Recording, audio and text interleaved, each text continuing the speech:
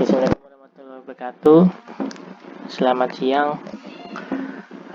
Kita berjumpa lagi secara daring di mata kuliah Elektronika dan Instrumentasi Dasar oleh saya Andromeda Dilaksono selaku dosen pengampu, dan kita sudah memasuki pertemuan ke-12 dan kita akan membahas mengenai sinyal conditioning.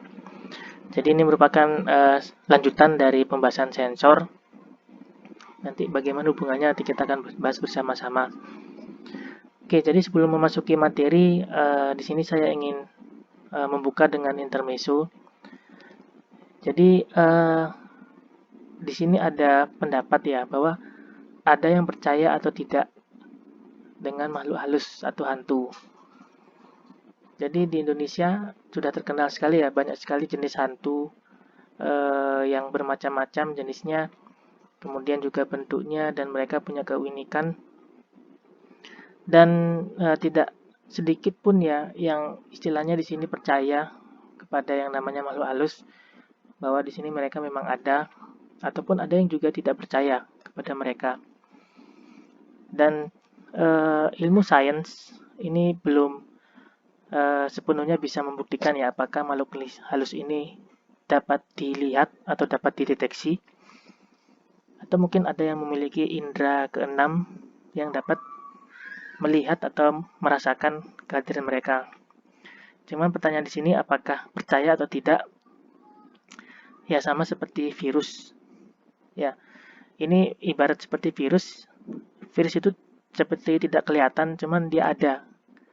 Dia merupakan makhluk hidup yang ukurannya sangat kecil dan kita tidak bisa melihat dengan kasat mata. Ya, namun itu memang ada. Namun apakah makhluk halus itu sama seperti virus?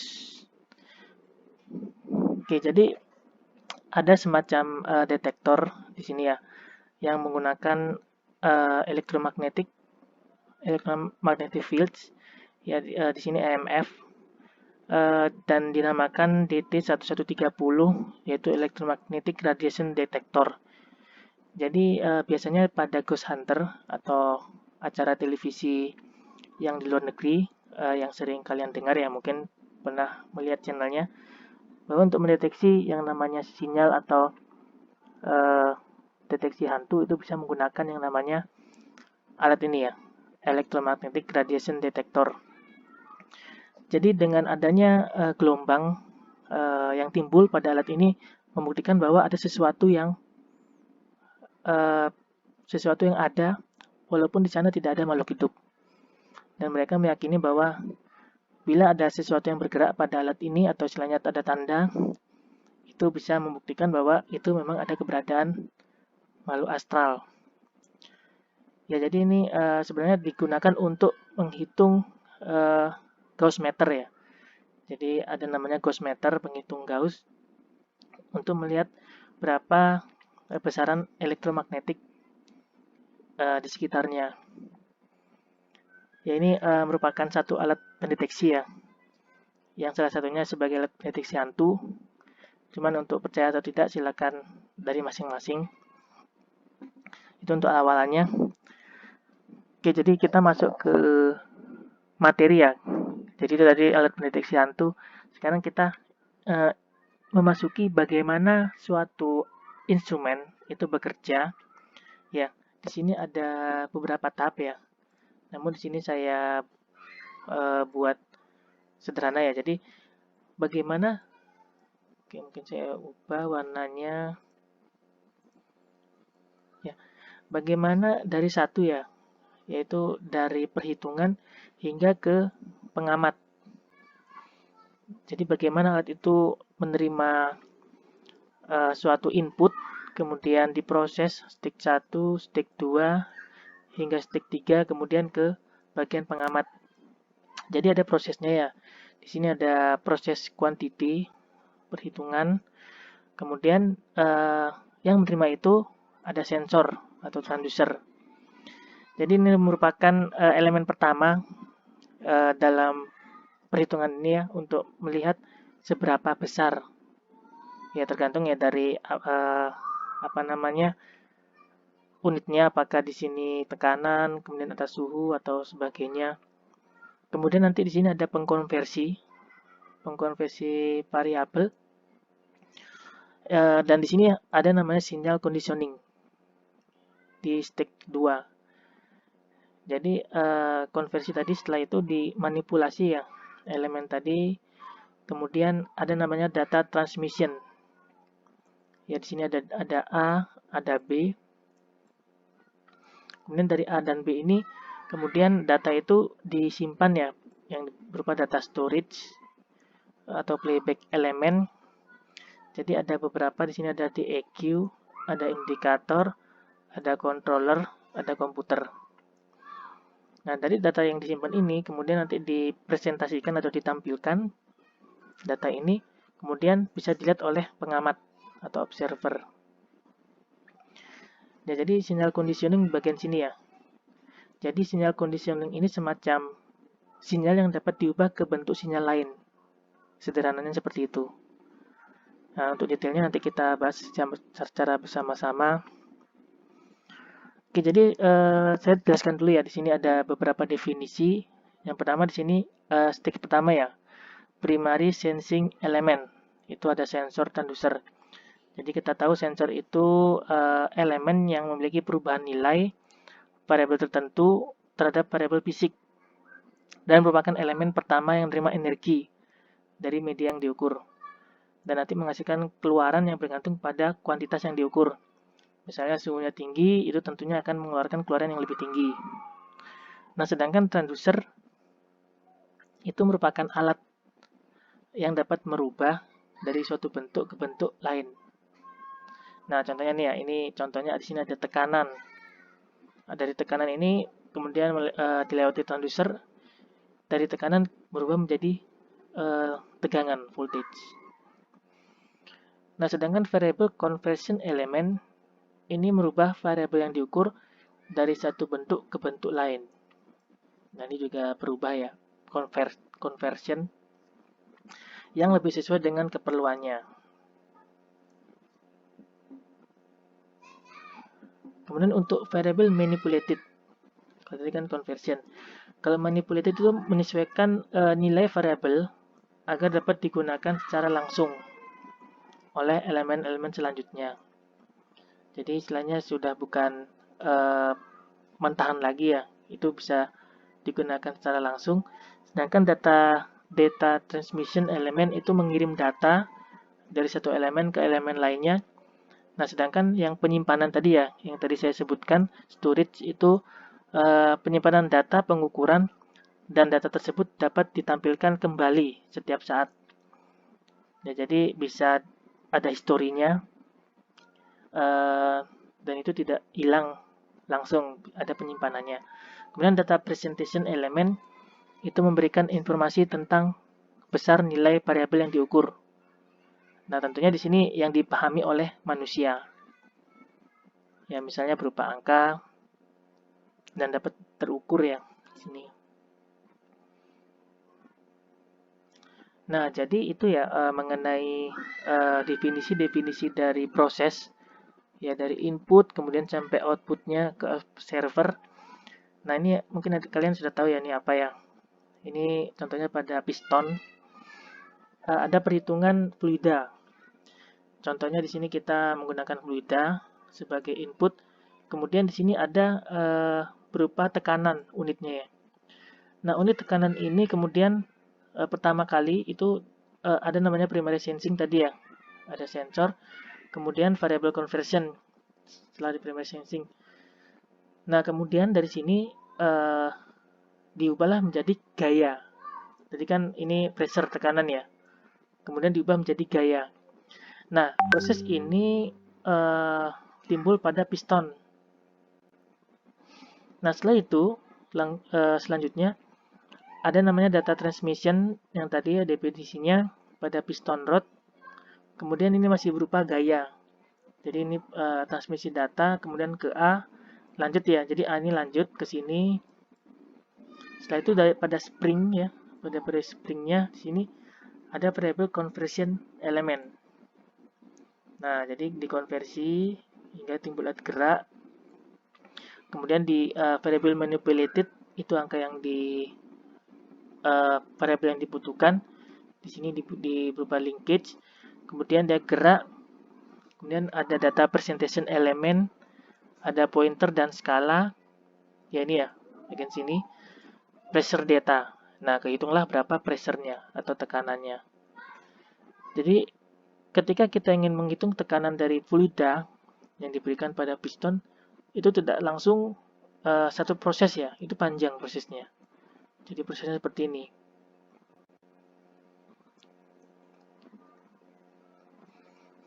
Nah, kemudian untuk sistem informasi, ya jadi primary tadi ya ada transducer atau sensor, ya bagian sini, kemudian ada sinyal conditioning, singkatnya, dan ada data ya, data di sini acquisition, kemudian dianalisis menggunakan hardware, bisa komputer yang sudah diprogram, ya jadi ada software yang sudah diprogram, kemudian muncullah data yang dilihat oleh observer.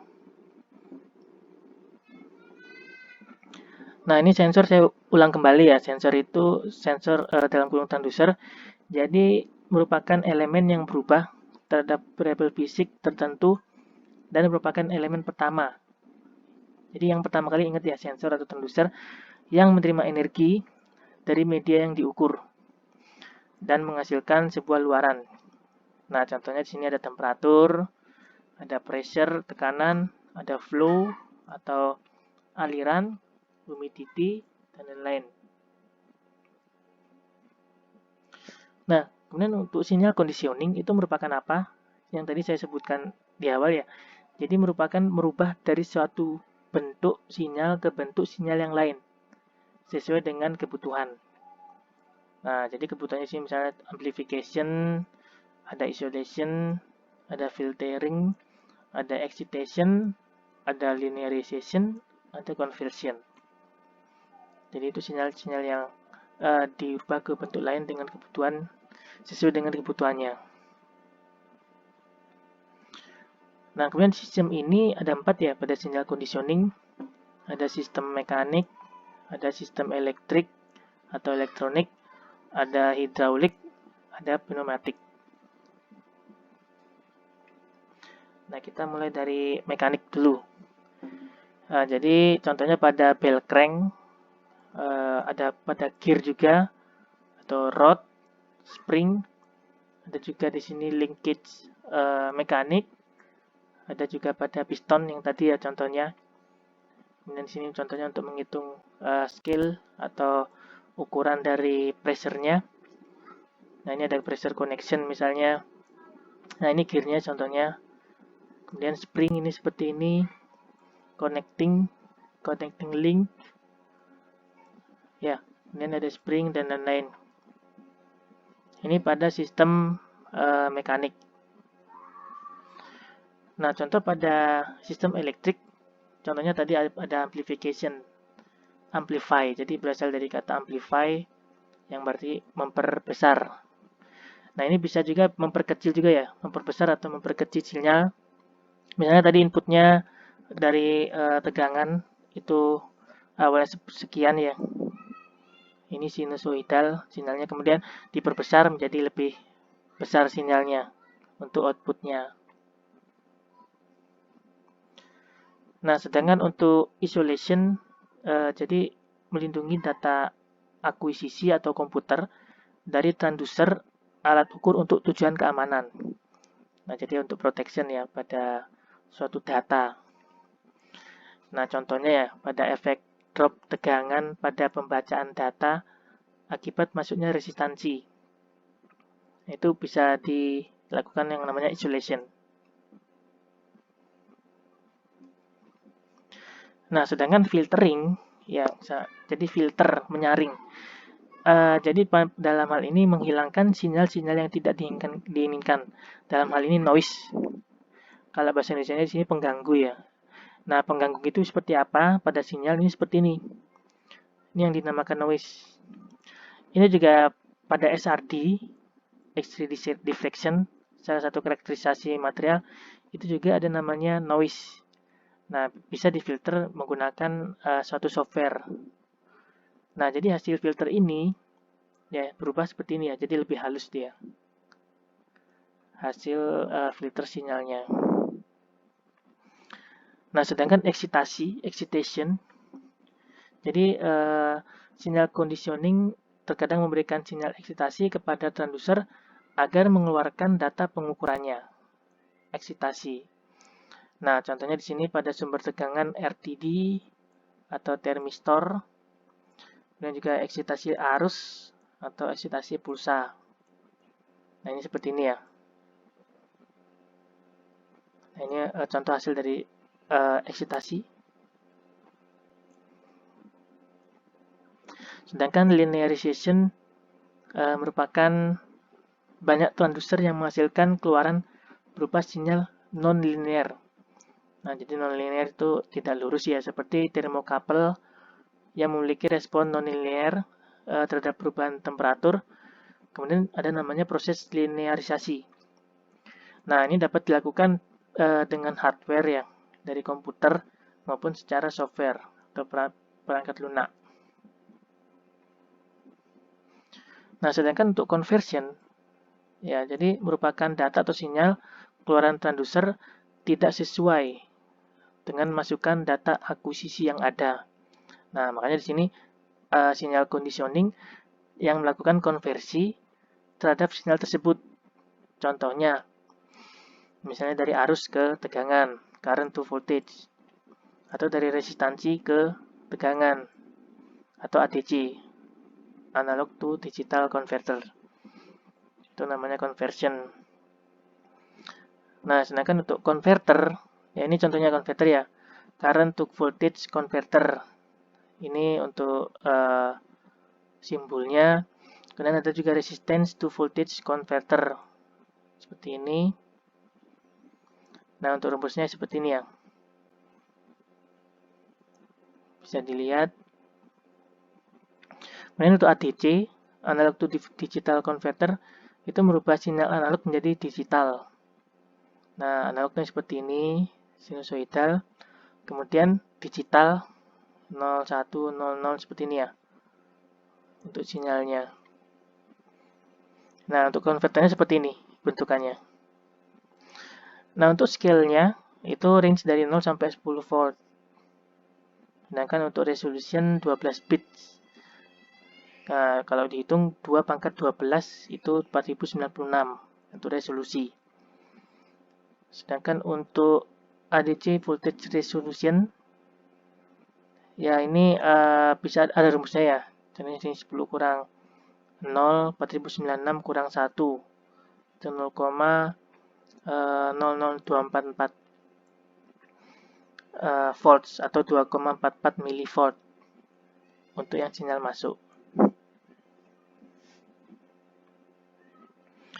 Kemudian ada yang kebalikan DAC, digital to analog converter. Jadi kebalikannya ya, dari digital ke sinyal analog. Nah, ini rentangnya 0 sampai 10, resolusinya 2 pangkat 12, 4096 itu sama dengan 10 volt. Sedangkan untuk DAC-nya ini sama ya, 0,0024 sinyal keluar.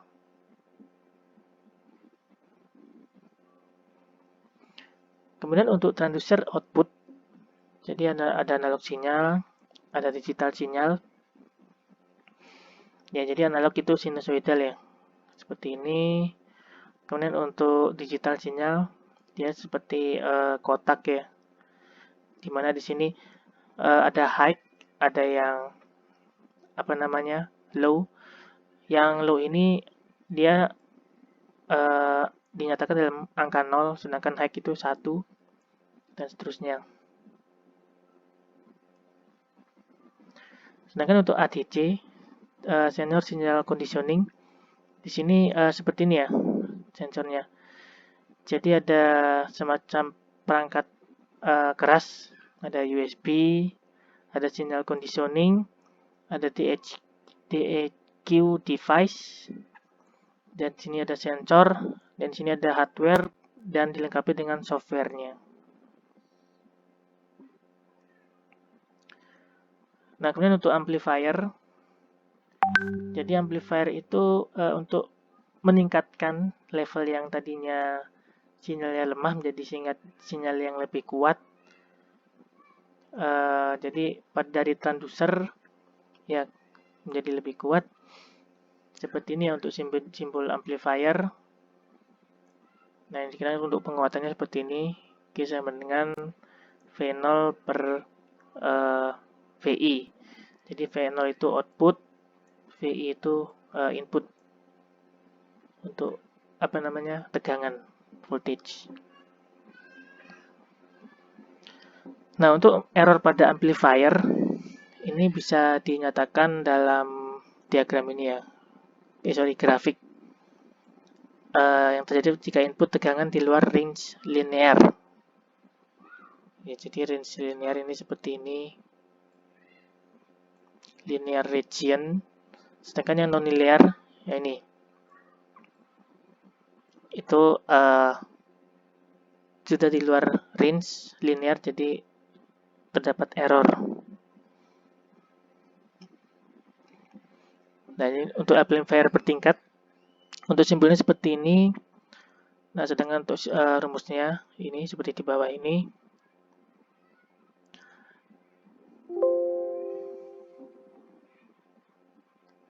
Ya, jadi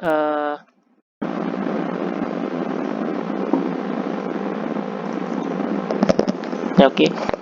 Jadi itu mengenai sinyal conditioning. Pada intinya suatu pengukuran itu tidak bisa langsung terjadi suatu hasil ya berupa angka, tapi itu ada prosesnya.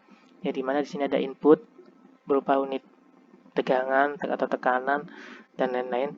Itu ada proses ya. Jadi ada proses 1, stage 1, stage 2, stage 3 yang dari transducer, kemudian ada proses di sini amplifying atau penguatan sinyal, hingga di sini ada proteksi juga ya, dan itu dibutuhkan yang namanya perangkat ya atau hardware yang didukung oleh software ya, atau peranti lunak sebelum dia bisa diamati dan dipahami oleh pengamatan observer. Ya, jadi itu prosesnya. Ya, terima kasih atas perhatiannya. Semoga bermanfaat. Dan setelah ini jangan lupa jawab soal di bawah. Dan semoga sehat selalu semuanya. Saya akhiri, mohon maaf bila ada yang salah akhir kata. Wassalamualaikum warahmatullahi wabarakatuh.